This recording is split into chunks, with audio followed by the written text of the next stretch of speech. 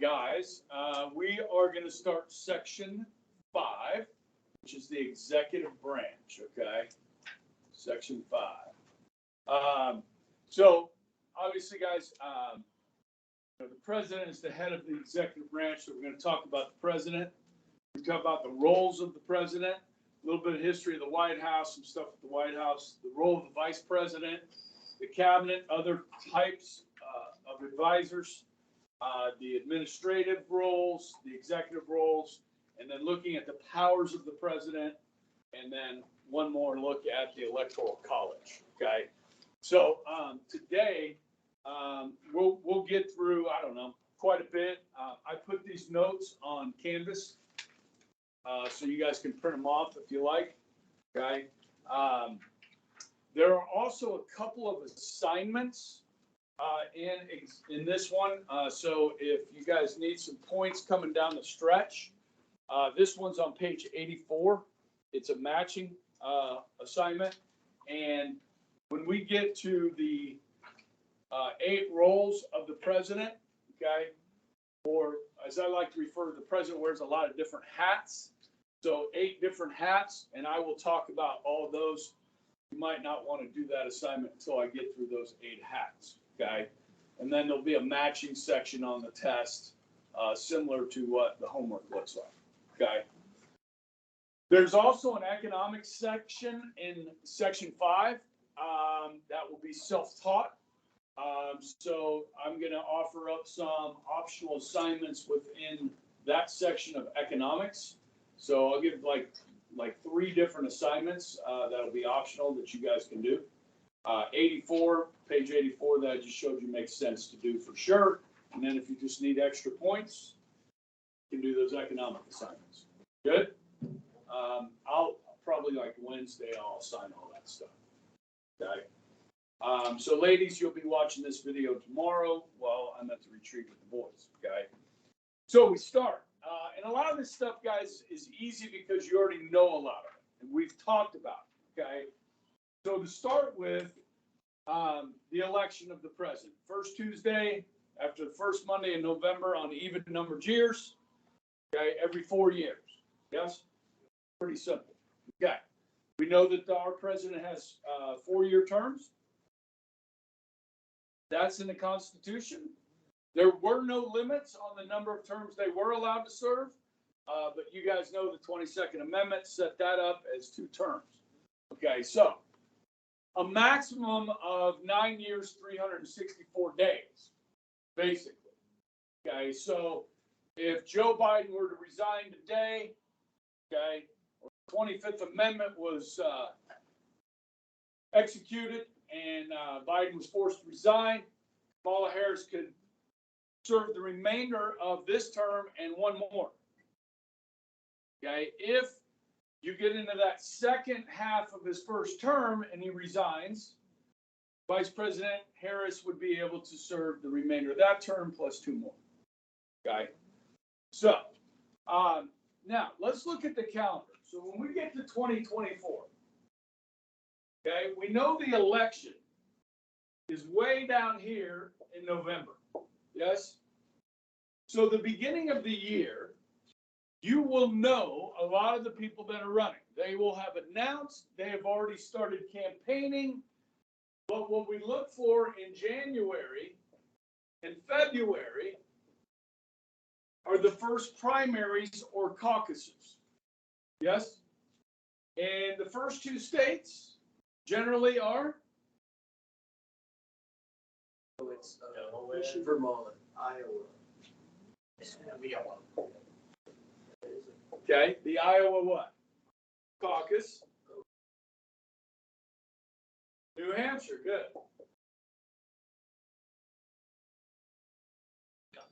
Okay, generally these are first. I think I discussed with you the fact that the Democrats may have some plans of switching that up because these 2 states do not demographically represent the Democratic Party very well.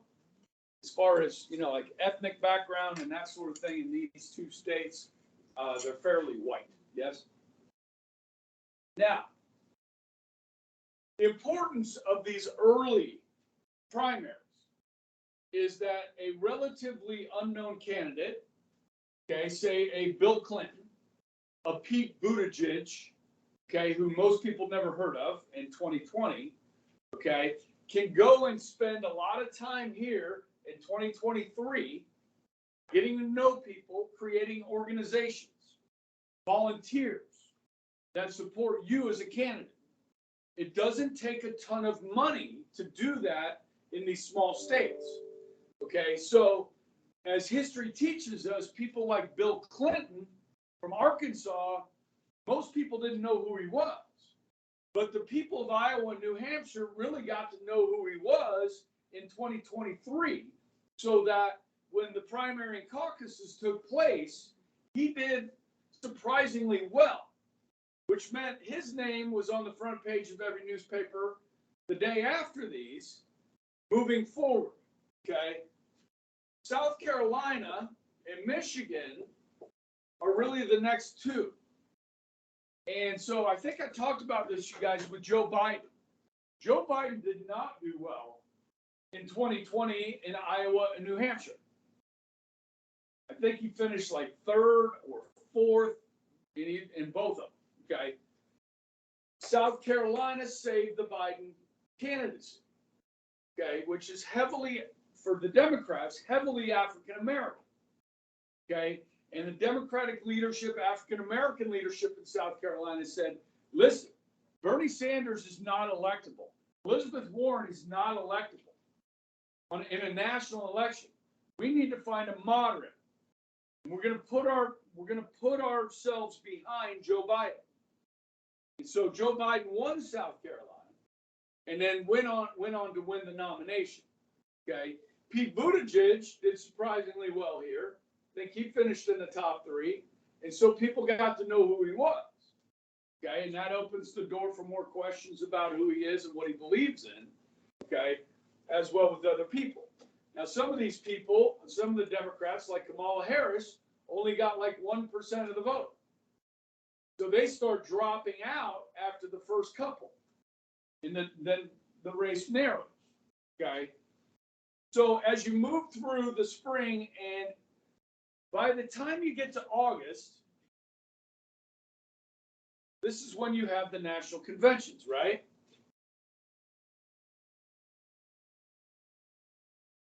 Which are put on by what organizations? The RNC and the DNC, okay? They run these national conventions. Now, you go back to 2008, between Hillary and Obama in the Democratic primaries, it was very close. So it went all the way to July before we knew it was going to be Obama, okay? Most of the time, we know by July who the nominee is going to be of the two parties, okay? Talked about Kansas in 2016, where you had Cruz, Trump, Rubio, and Kasich were the only four left, okay? And Cruz won Kansas, but Trump went on to win the nomination. That went fairly late, not real late, okay? So at the national convention, this is where they do the official nomination of the party, of the candidate, okay, at the convention. The last time we didn't know going into August was 1976. And that was the Republicans. Okay, so you might remember Gerald Ford had replaced Nixon. And a lot of people wanted Reagan to run in 76 and win the nomination. That decision was made at the convention in Kansas City. Okay, and I think I told you guys that. Mr. Barber was there. Okay, he had volunteered as security for the RNC convention. Okay, so he was there when they chose Ford. Okay, today we generally know. Now, a couple things on this. The party platform is the party stances on all the issues. Yes? How many of you guys have a deck in your backyard? Okay?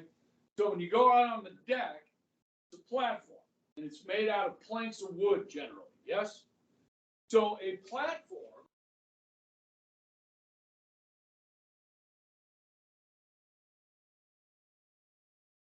is all the issues. combined. A plank is one issue. Many planks make up the platform. So the Republican Party's plank on abortion is what? That Roe v. Wade should be repealed. What about the Republicans' party plank on taxes? Lower taxes, okay? And then you can look at the Democratic Party's plank as well on these issues. Now, usually they write this at the convention. So the nominee of the two parties will have their imprint on it. So the 2016 Republican platform looked different because Trump won and Kasich didn't. They would have looked different, if that makes sense. Bernie Sanders' platform would have looked different than Joe Biden's. That makes sense? Okay. After the 4 days of the convention, excuse me, they hit the campaign trail hard. Because you got the rest of August, okay, you've got October, September, October, and then the election, okay? So this is where you see a huge amount of spending by the two parties once they know who the candidate's going to be. A lot of spending on these campaigns, okay? They're making visits to swing states, yes. They're going to Ohio, they're going to Florida, they're going to Wisconsin, they're going to Pennsylvania, they're going to New Mexico, they're going to New Hampshire, they're going to all these states, okay? Are they coming to Kansas? Probably not. Okay, are they going to Texas? Yeah. Okay, you can't take for granted your voters. Okay, and you know, like I said, Republicans have never won an election without Ohio. I guarantee you they're going to spend some time in Ohio, even though they're losing electoral college seats. Okay. All right. Is the Republican candidate going to go to California? New York? Probably not. Okay. All right. So then you have the election. The president takes office on January 20th. Yes, that used to be March 4th, but the 20th Amendment, the lame duck amendment, shortened that time period between the election and inauguration. Yes? Okay. January 20th, 20th Amendment.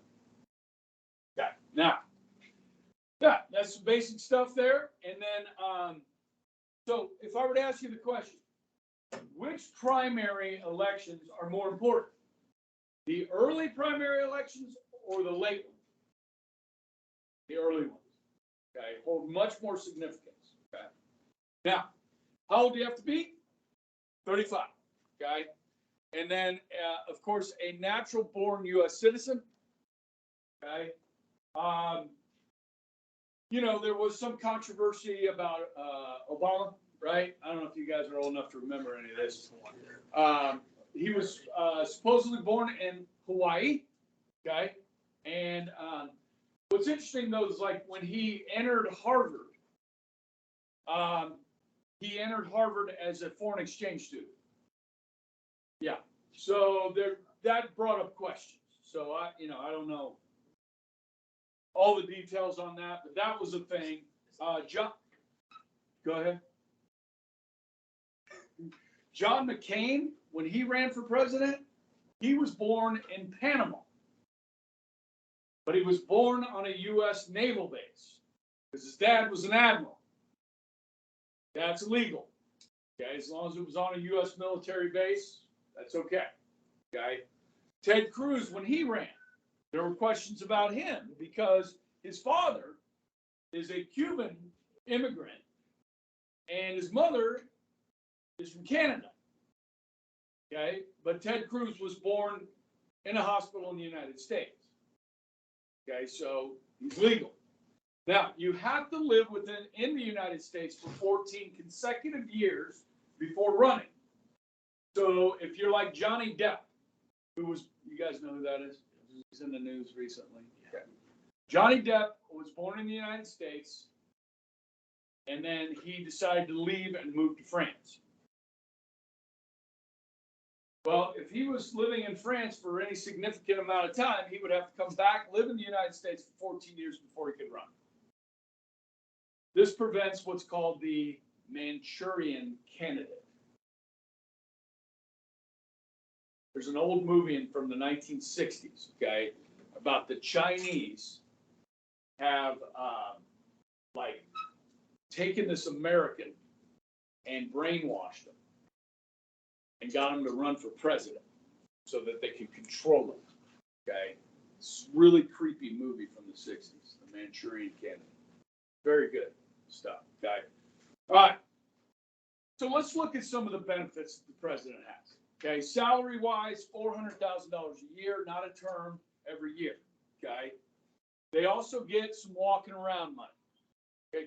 This is kind of akin to like if you are, say you're a businessman and you travel for work. You have a corporate credit card to pay for your meals while you're working and that sort of thing. That's what this expense allowance is for, okay? The president's out and about, wants to buy some flowers for the first lady. He can use that for that, something, something like that, okay? Now, you have to be president for 5 years to get all the benefits. So that's called being vested, okay? So like when you guys go get that first job and they offer you a 401k and you do it, most jobs you don't become fully vested until you've worked there for 5 years.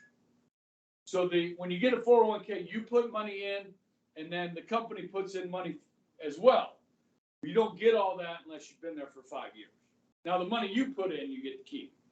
The money they put in, you got to be vested. That's the term, okay?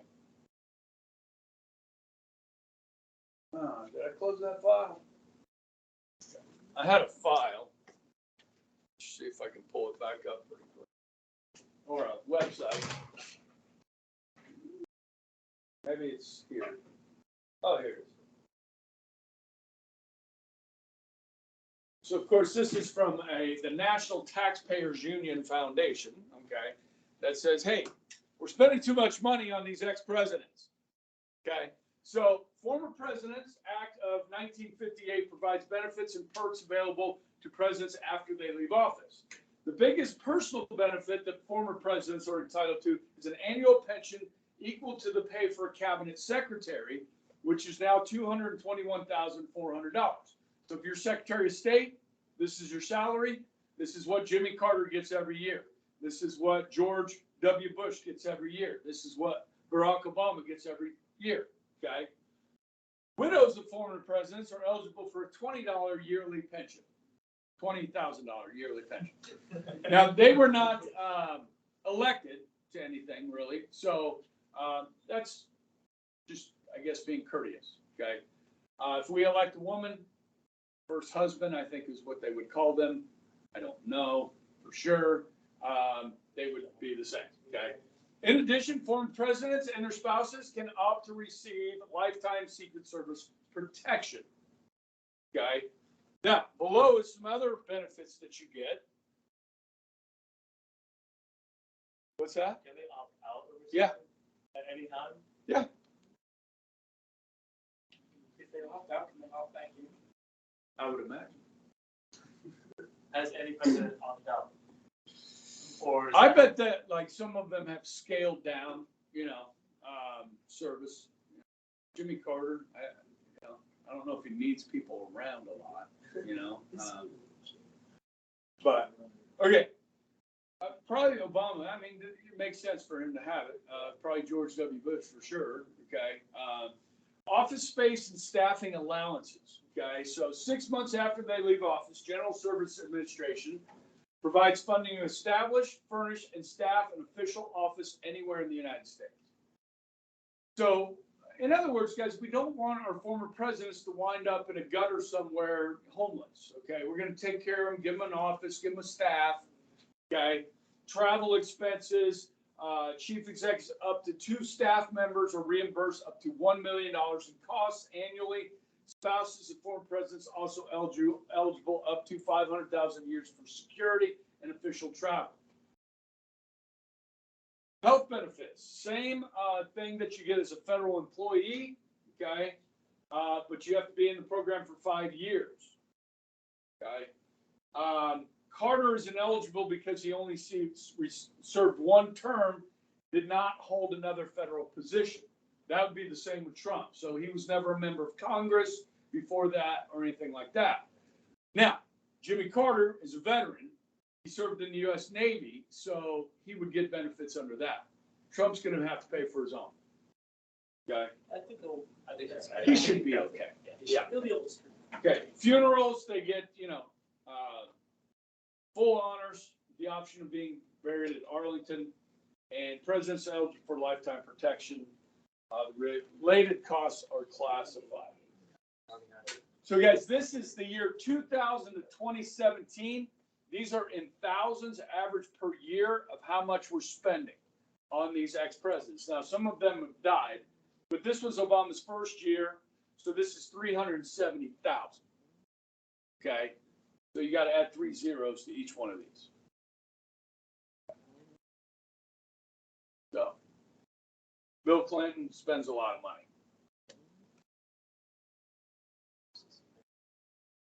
So it's, they got pretty good benefits there, okay, for being president. All right, children get Secret Service protection up to the age of 16. So like Barron, get it up to the age of 16. We've had a few presidents with small children. Jimmy Carter's daughter, Amy, they really kept her away from the public. Barron was kept pretty far away from public eye as well.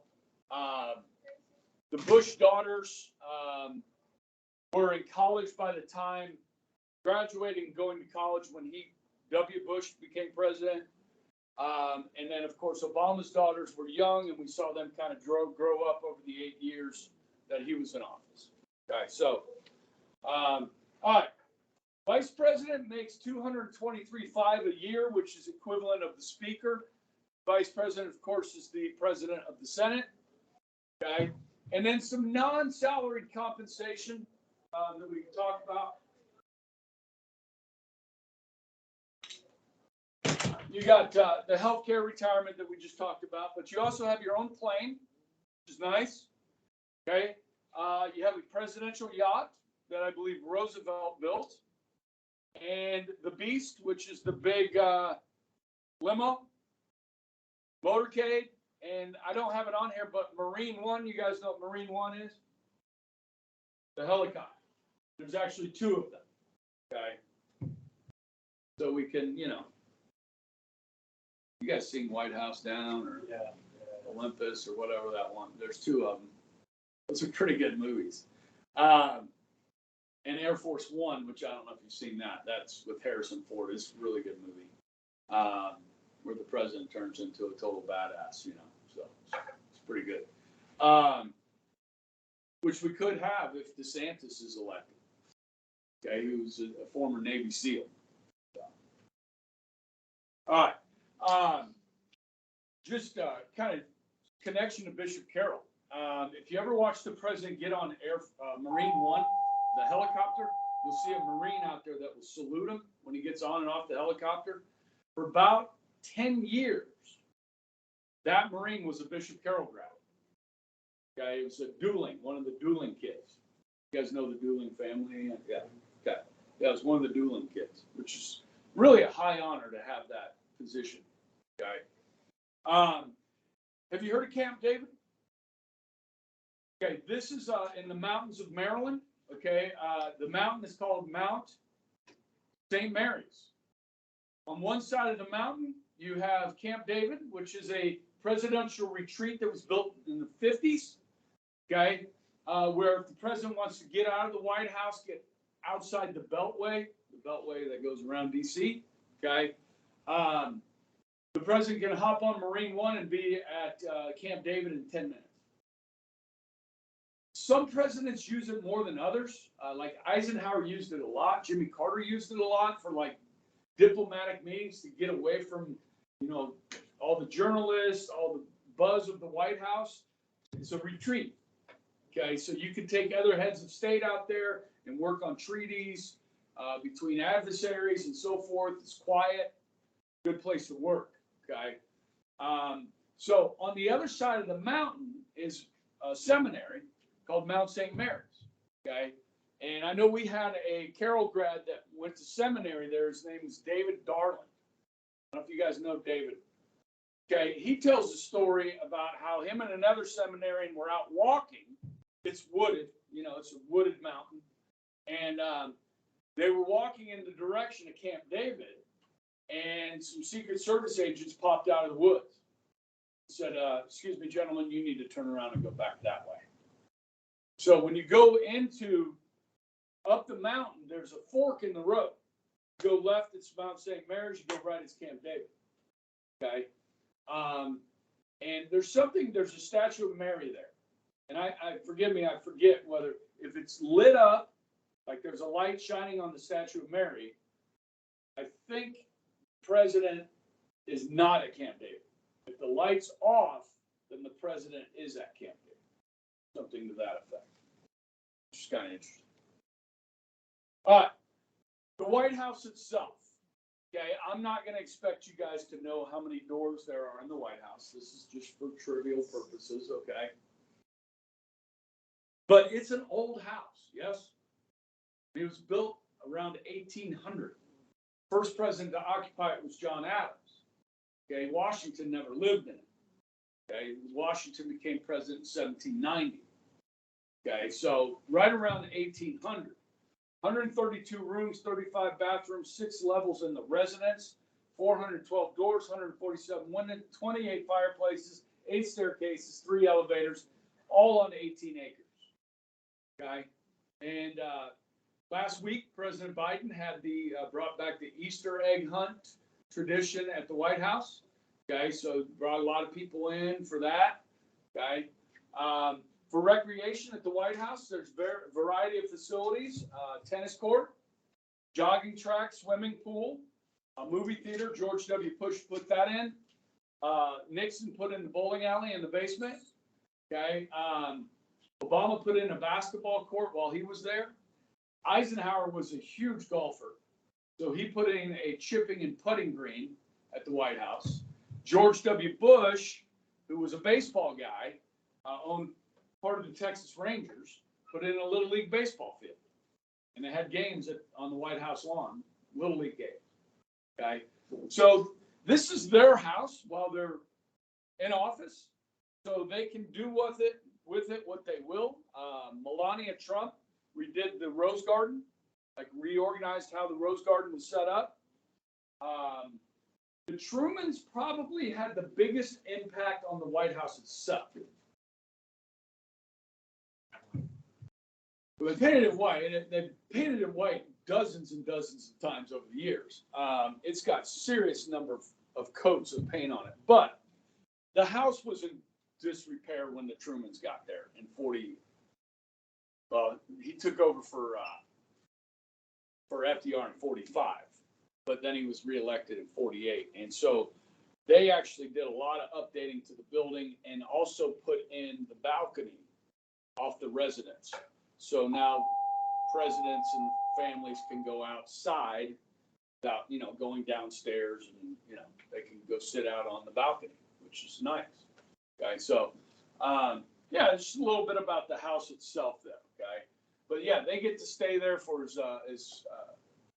while they're there, they can redecorate different rooms, redecorate the Oval Office, choose which desk they want to use, like the Resolute desk and so forth, and different, paintings and whatever they want to put in there. Okay. They all have their own style. And of course, the First Lady always gets to host the Christmas party and decorate the White House for Christmas, if they choose to call it Christmas. Yeah. The holidays, whatever. Okay. Depending on how woke you are. Yeah. Okay. All right. So this is where we get into the presidential hats. Okay. This will be on the test. There's a lot of good information in these. My goal is to cover the first 4 today and hit stop, okay, on the videos, okay? And then I'll pick up on Wednesday and finish this up, okay? So the 8 hats that the president wears, okay? Now, you guys remember when we talked about presidential systems versus parliamentary systems, yes? So with a presidential system, president is both head of state and chief executive, yes? So in Britain, in their parliamentary system, okay, the head of state is who? The Queen, who just turned 96 this week, okay? And the prime minister is the chief executive. Oh, by the way, they had elections in France yesterday, and Macron was reelected, 58 to 41%. Okay, so they must not have a very strong third party right now, the French.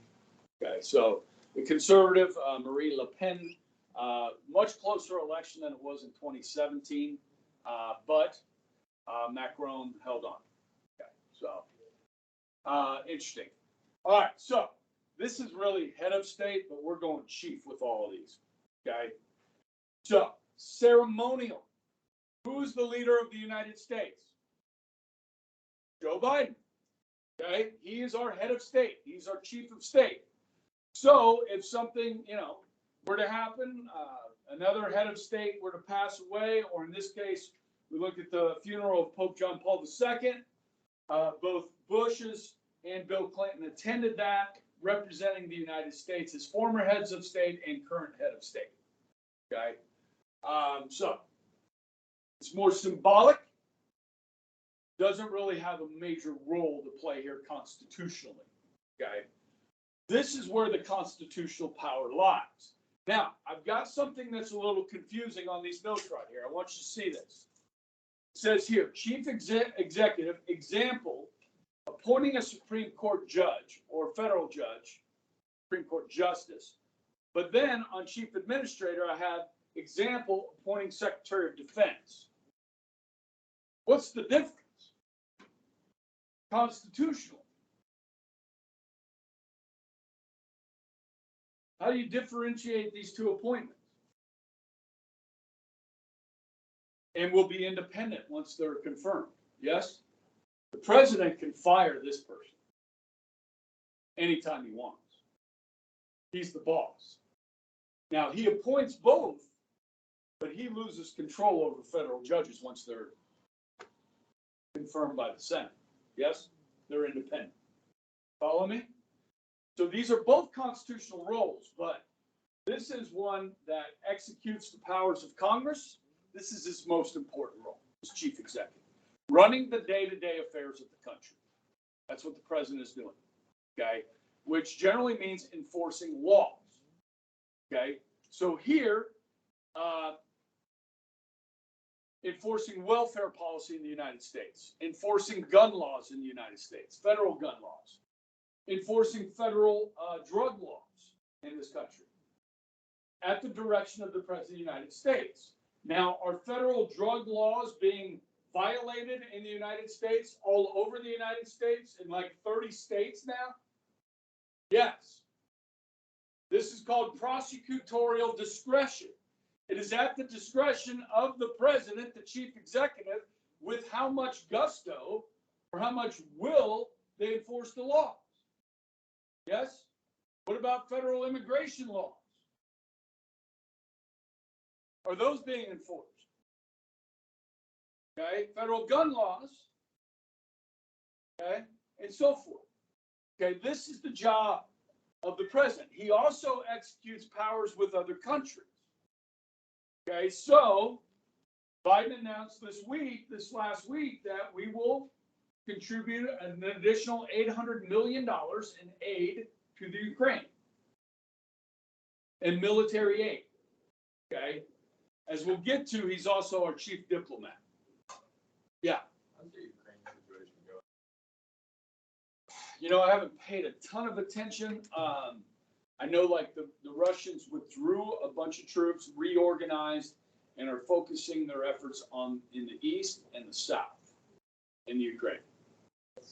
Last I heard, Ukraine has pushed back Russia more from Kiev. Yeah, Kiev, they've pulled back. And Russia stopped their attempt at bombarding Mariupol for like 2 days. and then we started it again, so. I think the situation is fluid and there's a lot of fighting going on. Yeah. And Ukraine's gonna lose part of that region. I mean, they're gonna lose part of it. You know, now in the end, I don't know what that looks like. You know, like when does this end? When is it over? I have no idea. Yeah. Okay, so chief executive, constitutional role, okay? Chief administrator. So just think about Mrs. Harshford, okay? She's my boss. I work for her. Can she fire me? Yeah. I just signed my contract for next year today, so I'm back. You got any siblings coming next year? All right. Yeah, so now this should change here. Boss with 3 million employees and a $4.8 trillion budget. Now, can the president fire an IRS agent working in Nevada? Works for the federal government. Yes. Now, that employee has union protection. Okay? So it's hard to fire a federal employee because you got to go through a whole lengthy process. Now, can the president fire the Secretary of Defense without cause? Like, you don't have to show why you're firing. Just fire. Yes. The Secretary of Defense does not have union protection. Okay.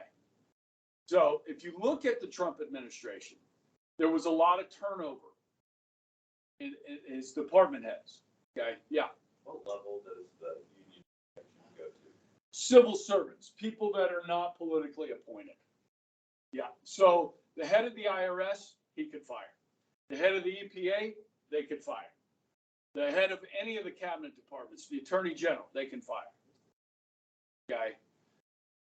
But he is the boss, okay, of the 3 million. This is the largest employer in the United States. So the Pentagon, the Army, the Navy, the Air Force, the Marines, the Space Force. Okay. Still sounds weird. Okay. But we do have a Space Force. Okay. Completely necessary. Absolutely. Okay. So, yeah. This is the role, maintaining employee overtime rules. Okay, so he's the boss. He's the administrator. Okay. Then we get to chief diplomat. Okay. Now with this one, guys, the president is the architect of American foreign policy. To define diplomacy is the art of negotiation. Okay. And if you ever really want to read about this stuff, like diplomacy,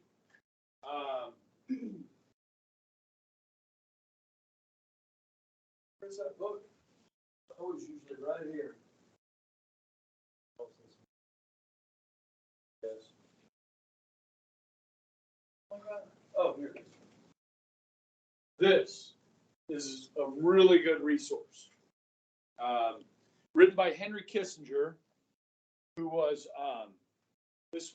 Nixon's Secretary of State, okay? And they had a lot of success together, but he goes like throughout history and does diplomatic relations between nations. It's pretty good. Really smart guy, Kissinger was. But anyhow, so presidents are going to do this in different ways. Now, can the president do a treaty with other nations on his own? He's got to have the Senate. Okay, 2/3 of the Senate. So let me remind you, George Washington, our first president, really warned us about entangling alliances. For instance, today, if Russia were to lead an attack that hit Lithuania, which is a member of NATO, the United States of America would be obligated to go to war. So with the situation in the Ukraine right now, which if it did spill over to any NATO countries, we're going to war. We don't have a choice. And that's what they warned us about Okay, that's why in 1918, 1919, when Woodrow Wilson and his 14 points that helped establish the League of Nations, the United States Senate said, no, we're not joining. So he's limited what he can do, but he can do what are called executive agreements that the president can do with other heads of state. So this is between the United States and one other leader. So the president of the United States and the president or leader of another country. Let me give you some examples. In the 1990s, when Clinton was president, the Mexican president called him up and said, look, we're having some trouble down here. The peso was dropping in value, like rapidly. And excuse me, the Mexican government asked for help to prop up the peso. Clinton got approval from the Treasury to send Mexico $20 billion to help prop up the peso. This worked, currency stabilized, and Mexico paid us back. Now that agreement was only binding while Clinton was in office, and I think the president at the time was Vicente Fox of Mexico. Okay? It's only binding while those two leaders are in power. Now, if a new leader is elected president and they still continue to keep the agreement with the other leader, that can be allowed. Let me give you an example of that.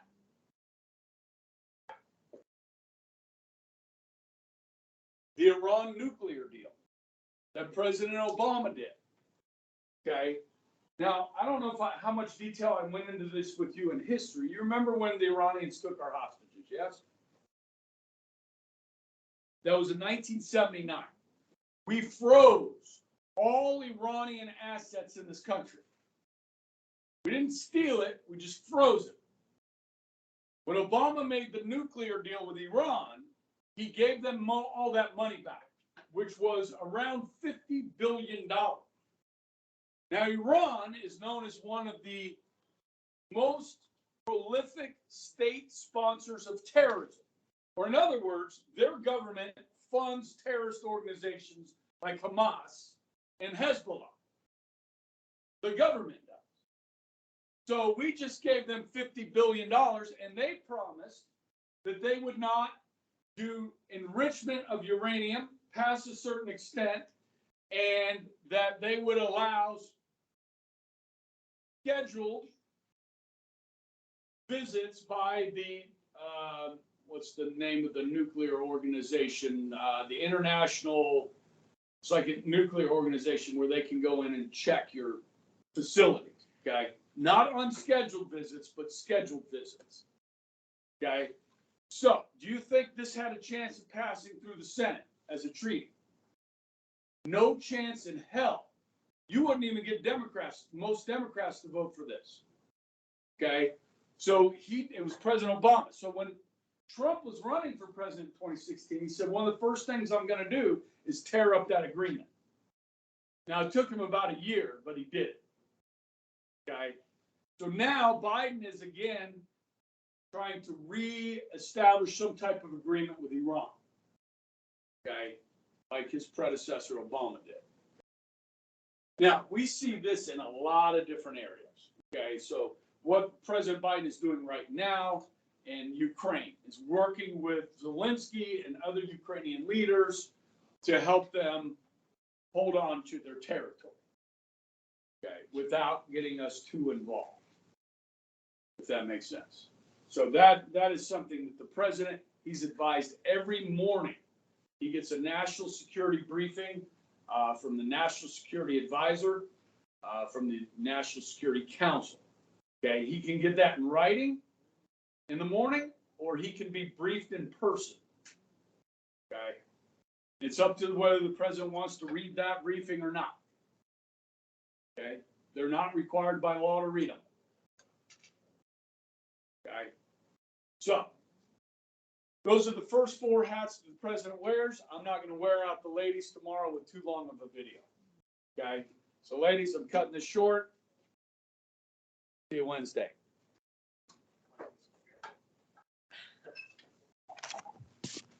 Good?